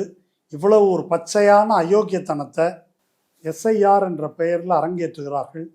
இது திமுக பிரச்சனை இல்லை, அல்லது காங்கிரஸ் பிரச்சனை இல்லை, இது மக்களின் வாக்குரிமை பற்றிய பிரச்சனை. அப்படின்னா என்ன பொருள்னா, இந்த நாட்டில் இனிமேலும் தேர்தல் ஜனநாயகம் உண்டா இல்லை அது எல்லாத்தையும் ஊற்றி மூட போகிறாங்களா? மூடு விழாவா? இன்று இப்படம் கடைசின்னு ஓட்டுவாங்க முன்ன, அந்த மாதிரி அதை நோக்கி இது போய்கொண்டிருக்கிறதா என்பதுதான் பிரச்சனை என்பதை மக்கள் புரிந்து கொள்ள வேண்டும். அது எப்படி சொல்றீங்க? தேர்தல் நிற்க போகிறது கிடையாது, தேர்தல் நடந்து தானே இருக்கும் போது. தேர்தல் நடக்கும். ஆனால் தொடர்ந்து மோடி அமித்ஷா தான் ஜெயிப்பாங்க. நீ யார் வேணால் போடுங்க, அவங்க தான் ஜெயிப்பாங்க. இப்போ அதனால் என்ன செய்கிறாங்கன்னா, எங்களுக்கு போடாதவங்களே நீக்குவது எப்படி அப்படின்றதை அமல்படுத்தி கொண்டிருக்கிறார்கள். அதனால் இந்த மக்களுக்கு கருத்துரிமை, அந்த உரிமை, சங்கம் சேர்க்கும் உரிமை, கூட்டம் நடத்தும் உரிமை, அந்த இதெல்லாம் தெரியாது. வாக்குரிமை ஒன்று தான் மக்களுக்கு தெரியும். ஓட்டு போடலன்னா செத்து போனதுக்கு சமமாமேன்னு சொல்லுவாங்க மக்கள். அந்த வாக்குரிமை என்பதையும் பறிக்கிறார்கள். இப்போ பீகாரில் அதுதான். பீகார் மக்கள் மனசறிஞ்சு இவங்களுக்கு ஓட்டு போட மாட்டாங்க. ஆனால் இப்போ என்டிஏ முன்னணியில் இருக்கிறது என்று சொன்னால் அதுக்கு என்ன பொருள்னா, அந்த அளவுக்கு மோசடி அரங்கேறி இருக்கிறது. ஹரியானாவில் ராகுல் காந்தி சொன்னார்ல, எல்லா பிஜேபி ஆதரவு சேனல் உள்பட அத்தனை பேரும் காங்கிரஸ் இமாலய வெற்றி அப்படின்னு சொல்லுது. போஸ்டல் வாக்கு பூரா காங்கிரஸ் வெற்றி பெறுது. ஆனால் நடைமுறையில் என்டிஏ வெற்றி பெறுகிறது. மகாராஷ்டிராவில் அது போல் சுமார் 37% தொகுதிகளில் தான் நாடாளுமன்ற தேர்தலில் ஜெயிக்கிறாங்க. 5 மாதம் கழித்து சட்டமன்ற தேர்தல் நடக்குது. அதில் 80% மேற்பட்ட தொகுதியில் இவங்க ஜெயிக்கிறாங்க. 41 லட்சம் வாக்காளர்கள் திடீரென்று இந்த 5 மாதத்தில் சேர்க்கப்படுகிறார்கள். இல்லை, இப்போ அதில் அந்த மகாராஷ்டிரா விவரத்தை பற்றி சொல்லும் போது தான் பேசி நிர்மலா சீதாராமன் சொல்கிறாங்க. அதில் சிஎஸ்டிஎஸ் நிறுவனம் சொன்னதை வச்சு தான் ராகுல் காந்தியே பேசினாரு அந்த குற்றச்சாட்டை. ஆனால் அந்த நிறுவனமே நாங்கள் எஸ்ஏஆரை பற்றியும் இந்த ஓட்சரை பற்றி அனலைஸ் பண்ணதில் தப்பான டெக்னிக் வச்சுட்டு எங்ககிட்ட கரெக்டாக எங்கள் டேட்டாவில் பிரச்சனை இருக்குது. கரெக்டாக பிஜேபி மாதிரி போய் சொல்கிறாங்க அவங்க. அதில் நடந்தது என்னன்னாக்கா, வினோத்குமார்னு சிஎஸ்டிஎஸ் சேர்ந்த ஒருத்தர் ஒரு ட்வீட் போடுறாரு. நாக்பூர்லேயும் இன்னொரு தொகுதியிலையும் 40% வாக்காளர்கள் அதிகமாக இருக்கிறாங்க அப்படின்னு ஒரு ட்வீட் போடுறாரு. அது சரியாக செக் பண்ணிக்காமல் நான் போட்டேன் அப்படின்னு அதுக்கு வருத்தம் தெரிவிக்கிறார். ஆனால் இந்த 5 மாதங்களில் 41 லட்சம் வாக்காளர்கள் அதிகரித்திருக்கிறார்கள். அந்த வாக்காளர்கள் விண்ணப்பம் கொடுத்தார்களா? எப்படி புதிய வாக்காளர்கள் சேர்ந்தார்கள்? இந்த விவரத்தை நீங்கள் இந்த கணம் வரை வெளியிடவில்லை அப்படின்னு காங்கிரஸ் பவன் கேரா கேட்டிருக்காரு. அதுக்கு பதில் இல்லை. 41 லட்சம் வாக்காளர்கள் அதிகரித்திருக்கிறார்கள் என்பது தேர்தல் ஆணையத்தினுடைய டேட்டா. 5 மாசத்துல எப்படி 41 லட்சம் வாக்காளர் அதிகரிச்சான், ஏன் அதிகரிச்சான் என்ற விவரம் இதுவரை சொல்லப்படவில்லை. 5 மாதங்களில் இந்த மாதிரி தலைகீழ் மாற்றம் நடந்து அசம்பிளி தொகுதியில் இவங்க ஜெயித்திருக்கிறார்கள் என்பது மிகப்பெரிய ஃப்ராடு. அதில் யாரும் சுய விமர்சனம் பண்ணிக்கல. இதுக்கு தேர்தல் ஆணையம் இந்த கணம் வரை விளக்கம் சொல்லலை. நிர்மலா சீதாராமன் வழக்கம் போல உருட்டி இருக்கிறாங்க. நீங்க இவ்வளோ குற்றச்சாட்டு சொல்றீங்க. அதான் ஏற்கனவே ஒரு ராகுல் காந்தி சொல்றாரு, பீகார்லயும் கண்கூட எஸ்ஏஆர்ல இவ்வளோ குளறுபடிகள் வெளிப்பட்டு இருக்குது. ஆனா இப்படி இந்த எலெக்ஷன் கமிஷனை, இதுக்கு காரணமான எலெக்ஷன் கமிஷனை உலகம் முழுக்க தேடுறாங்க. எங்க நாட்டுக்கு வாங்க, இப்படி ஒரு சிறப்பான தேர்தல் முறையை நீங்க வச்சிருக்கிறீங்க, எங்களுக்கு டீச் பண்ணுங்க அப்படின்னு சொல்லி. ஆனா உலகத்துல கூப்பிடுறதா நிர்மலா சீதாராமன் சொல்றாங்களே. இப்போ ரஷ்யாவில் புட்டின் தொடர்ந்து அவர் தான் அதிபர். ஹங்கேரியில் விக்டர் ஆர்பன் அவர் தான் தொடர்ந்து அதிபர். துருக்கியில் எர்தோகான் சொல்கிறது அவர் தான் தொடர்ந்து அதிபர். இந்த மாதிரி பல நாடுகள் இருக்குது. ட்ரம்ப்புக்கும் தொடர்ந்து நம்ம அதிபராக இருக்கணும் அந்த மாதிரி ஒரு ஆசை இருக்குதுன்னு வச்சுக்கோங்க. இப்போ தொடர்ந்து அதிபராக இருப்பது எப்படி? தேர்தலும் நடக்கணும், ஓகே, அதே நேரத்தில் நம்மளே அதிபராக இருக்கணும். இப்போ அங்கெல்லாம் நடக்கிற தேர்தல் ஃப்ராடுன்னு உலகத்துக்கே தெரியும். ஆனால் அப்படி கிடையாது. இங்கே தேர்தல் நடக்குது, எதிர்க்கட்சியும் இருக்குது, அவங்களும் சில இடத்துல ஜெயிக்கிறாங்க அப்படின்னு வச்சு இதை அந்த மாதிரி எப்படி வந்து ஒரு பேலன்ஸ் பண்ணி ஓட்டுறது. ஓகே, வடிவேலுக்கு 100வது திருட்டுக்கு போஸ்ட் ஓட்ட மாதிரியாது மாதிரி வெற்றிகரமாக அது எப்படி நீங்கள் செய்கிறீங்க அப்படின்றது. எப்படி உங்கள் ஊரில் எல்லா மீடியாவும் இப்படி மானங்கட்டவனா இப்படி மெயின்டைன் பண்ணுறீங்க? ஒரு ஃப்ரீ ப்ரெஸ்ஸை வைத்து கொண்டே அவங்க வந்து மானங்கட்டவர்களா, சுயமரியாதை இல்லாதவர்களா எப்படி மெயின்டைன் பண்ணுறீங்க? இதெல்லாம் வந்து அவங்க நிச்சயமாக தெரிந்து கொள்ள விரும்புவார்கள். அந்த கோணத்தில் கட்டாயமாக நிர்மலா சீதாராமன் சொன்னது உண்மையாக இருக்கிறதுக்கு வாய்ப்பு இருக்குது. ஏனென்றால் உலகம் முழுதும் இருக்கக்கூடிய இந்த மாதிரி கட்சிகள், தலைவர்கள் இருக்காங்க இல்லையா, அவங்க எப்பொழுதும் தொடர்ந்து ஜெயிக்க தானே விரும்புகிறாங்க. அப்படி விரும்புபவர்கள் வந்து நிச்சயமாக இந்த தேர்தல் ஆணையத்துக்கிட்ட வந்து ஆலோசனை கேட்பாங்க. ஒரே ஒரு கடைசியாக ஒரு ஆலோசனை என்ன அப்படின்னாக்கா, ஞானேஷ்குமாருக்கு பேச தெரியல சரியா. ஓகே, அடுத்த தேர்தல் ஆணையராக நிர்மலா சீதாராமனை போட்டாங்க வந்து இந்த மாதிரி ஒருவேளை அவங்களுக்கு இன்னும் கொஞ்சம் உதவியாக இருக்க வாய்ப்பு உண்டு. ஆனால் அவங்க உளருவாங்க, அது ஒன்றும் பண்ண முடியாது. இவ்வளவு நேரம் இந்த செய்தி குறித்து பல்வேறு விவரங்களை பகிர்ந்து கொண்டதுக்கு நன்றி. நன்றி.